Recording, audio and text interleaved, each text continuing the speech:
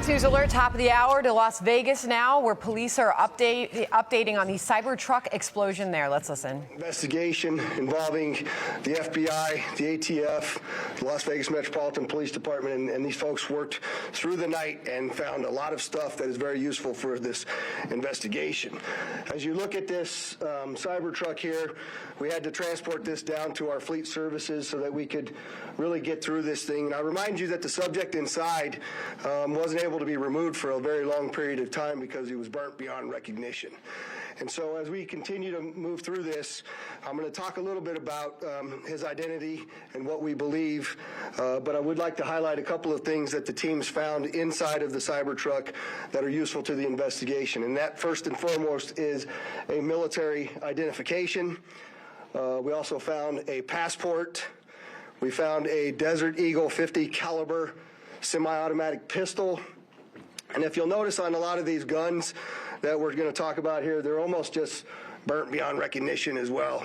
There's a SLR model B30 semi-automatic firearm, number of fireworks that were still in the vehicle that had to be removed. Notably, we found an iPhone and a smartwatch, and then several credit cards were also in the name of our subject. Our subject is 37-year-old Matthew Livelsberger. He's of Colorado Springs, Colorado, born July 22nd of 1987. Now, as you'll see here on a picture of his driver's license, let's see, the question really still remains for me, and I know that there's a lot of you folks in the media that are identifying this person as the person in our vehicle. As I mentioned to you already, his body is burnt beyond recognition, and I do still not have confirmation 100% that that is the individual that was inside of our vehicle.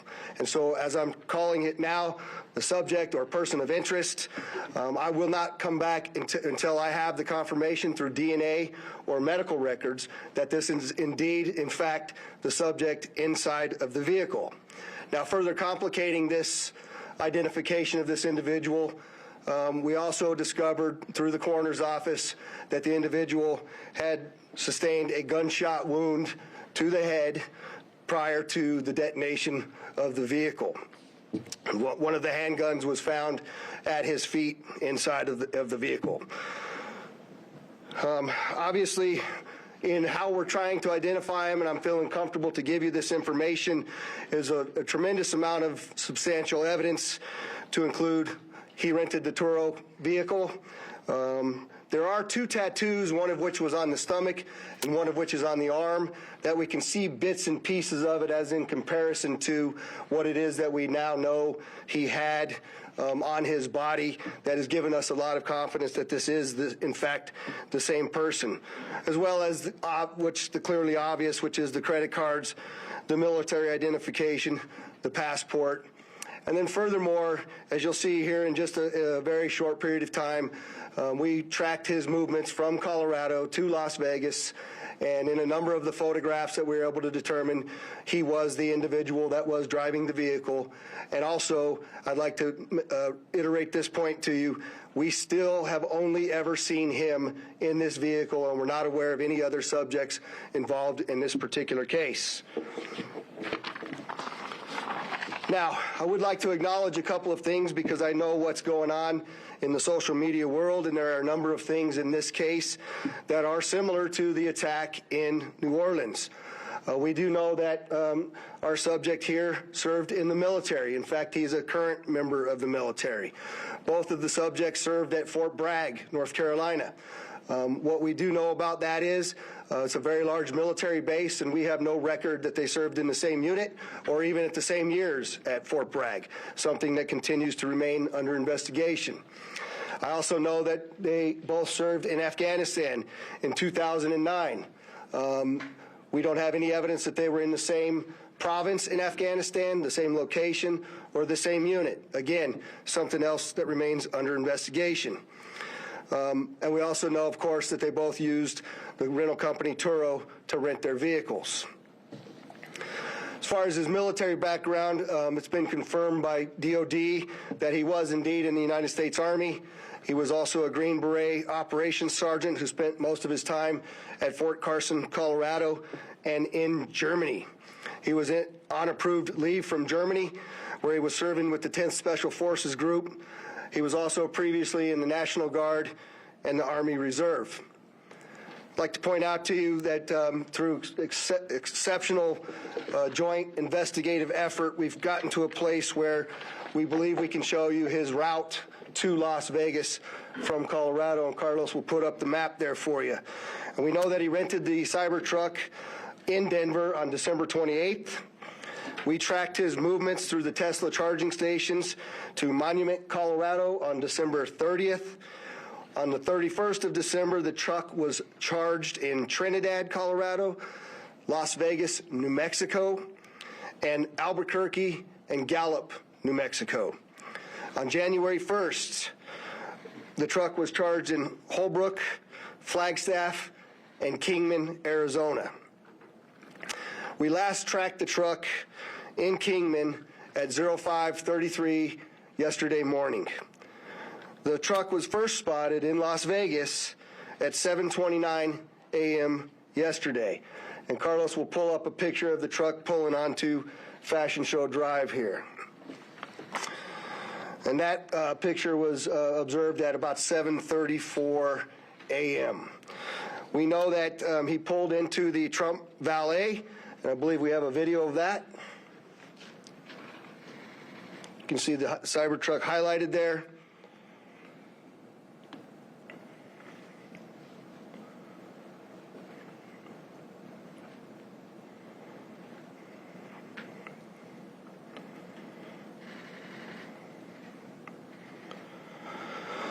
So through extensive surveillance video, we were able to track him leaving there, and we know that he went to several different places along Las Vegas Boulevard, and he spent some time in a parking lot of a business near Flamingo and Las Vegas Boulevard.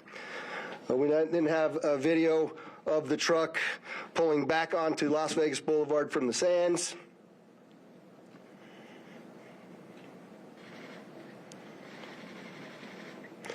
You see that there? That's north on the boulevard from Sands at 8:39, where he then immediately heads to the Trump Hotel, pulls into the valet area, and as of course you all know, the explosion occurs within 17 seconds of his arrival at the valet. There's some additional investigative updates that are going to be provided to you by a couple of the other speakers here, the first of which will be our Special Agent in charge of the FBI local office, Spencer Evans. Spencer? Good morning. My name is Spencer Evans. I'm the Special Agent in charge of the FBI's Las Vegas Division. As the Sheriff mentioned, we've been working through the night with our partners, the Las Vegas Metropolitan Police Department and other agencies, to gather all the facts and determine a motive to what was initially reported to the FBI as a bombing incident, to which our Special Agent bomb techs and others responded. Obviously, we're always concerned in these sorts of events to ascertain what the motive is. We understand that's everybody's at the forefront of everyone's thoughts. And so looking into exactly what the motivation is remains our #1 priority. This is why the FBI's Joint Terrorism Task Force has been brought into play. The Joint Terrorism Task Force, most important part of that acronym is joint. It is done in concert with our partners, which are comprised of more than a dozen investigative agencies here throughout the state of Nevada. We've been working hand in glove, side by side, tirelessly to determine, is there any ongoing threat to the public, to identify the subject, to determine any potential connection to other events going on in the world, most notably in New Orleans, and then obviously to determine if there's anything else that we need to be tracking down. At this time, as the sheriff's pointed out, we feel that the subject has been identified, although not conclusively, waiting for DNA evidence on that front. However, we do feel like we have the subject identified, and at this time there is no information about additional subjects that the FBI is tracking on. Our resources, as I mentioned, that have been deployed in support of this event include Special Agent bomb techs, our evidence response team, which is processing crime scenes, side by side with the forensics folks from Las Vegas Metropolitan Police Department, our investigators, our intelligence analysts, and then outside of the FBI Las Vegas field office, we have investigative leads that are being conducted by FBI field offices both internationally and domestically as well. As always, when the FBI is involved with any sort of case like this, we ask for help for the public. Anyone with information related to this incident, we encourage you to please call 1-800-CALL-FBI, or you can submit a tip online at tips.fbi.gov. We've already received thousands of tips related to this incident. The challenge that we face moving forward is to separate those that are pertinent and relevant and those that can be verified from those that have not. For example, one of the tips that we received just today relates to information alluding to this subject's personal experiences related to his time and activity in the military. Again, that's unverified and uncorroborated, but one of many tips and leads that we will be following up in the days that come. If you have any additional information, again, encourage everyone, 1-800-CALL-FBI or submit it online, tips.fbi.gov. We will tirelessly work to exhaust all investigative leads and conclusively determine what the nature of this particular incident was, what the motivation was, and to the extent possible, share all that information as we obtain it. I'll now turn some time over to the Assistant Special Agent in charge from the ATF, Kenny Cooper.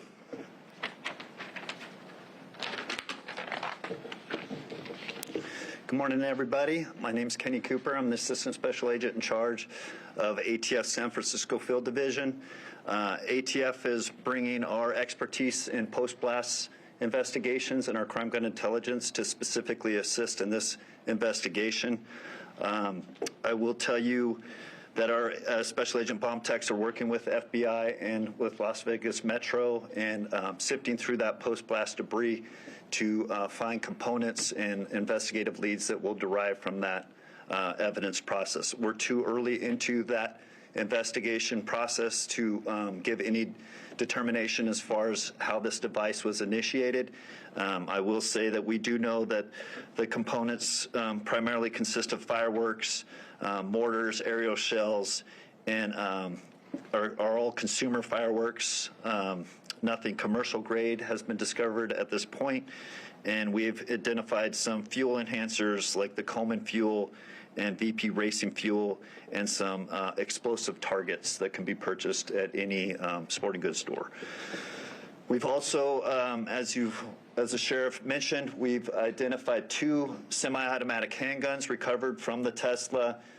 We have successfully traced those firearms, and I can tell you that Matthew Livesberg lawfully purchased both of these firearms on December 30th, 2024.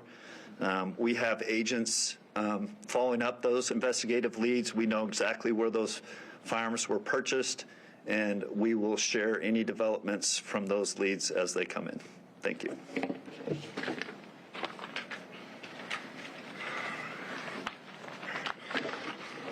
We also have the Clark County Fire Chief here, John Steinbeck, and he didn't have any additional updates, but if there's any questions in regards to what the fire department did during this, he's here to answer those questions as well. With that, I'd just like to say before I take a couple questions from all of you, you'll notice that we're not releasing information that we haven't corroborated and verified.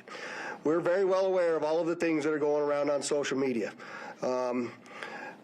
But that's just the way we're going to conduct this investigation. We're not putting it out until we can tell you for a fact what information it is that we're putting out. And so we're going to continue to do that, but I'm also confident to tell the Las Vegas community and this great nation that we don't believe there's any further threat from this subject or anybody associated to him here in Las Vegas. With that, Denise, I saw you had your hand up. If you could just identify yourself, please. Channel 3 in Las Vegas. Did this suspect have any other connection to Las Vegas? Had he ever been here before, or any reason to be here? So the question was, did the subject have any ties to Las Vegas, or had he ever been here before? I do believe we had one instance a number of years ago where he stayed at a local hotel, but we're still trying to verify that information as well. Sir? The David Charles, KLAS TV. There was, you have a gentleman in a cybertruck, Trump Hotel. There's information that the FBI was in Colorado Springs last night, possibly at this gentleman's home. Any information about why? I think I'll let Spencer answer that question.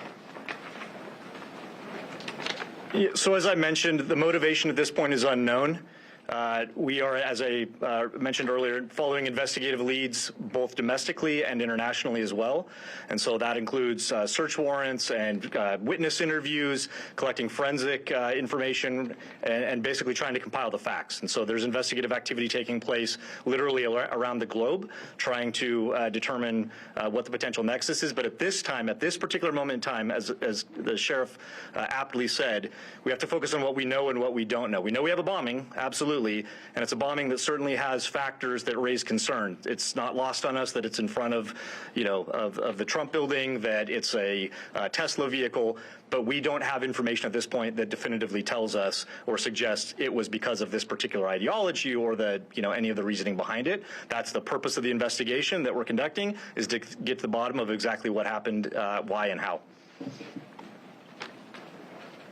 Sir. Tim Caputo with KBC in Los Angeles. You mentioned a number of similarities between this case and the one in New Orleans. How far in the investigation process do you guys go to try to rule out that they are connected, knowing that you already have a couple of things that seem to connect them together?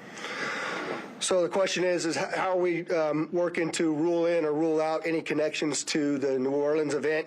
And the answer to that is every tip and lead that comes in, every piece of evidence that comes in, we don't discount it. We work it through. It's an interesting thing during these kinds of investigations that if these turn out to be simply similarities, very strange similarities to have. And so we're not prepared to rule in or rule out anything at this point. There's lots more for us to do in this investigation. We haven't even gotten into the phones or the computers, which are usually very, very instructive and informative to us as we investigate. And we've got a lot more work to do to trace him, to see the stores that he went to rule out anybody else. Lots of investigative work to do. And we're just trying to give you an update on what we know now. That is factual. Rio Yamat, AP. Was the gunshot wound to his head self-inflicted? We believe the question was the gunshot self-inflicted, and we do believe it was, since he was the only person in the vehicle, and it occurred immediately prior to the vehicle blowing up. Back there, sir? Yes, sir. Morgan Chesky, ABC News. With the evidence you've seen so far, are you comfortable now calling this a suicide mission? The question is, am I comfortable calling it a suicide mission? I'm comfortable calling it a suicide with the bombing that occurred immediately thereafter. I'm not giving it any other labels.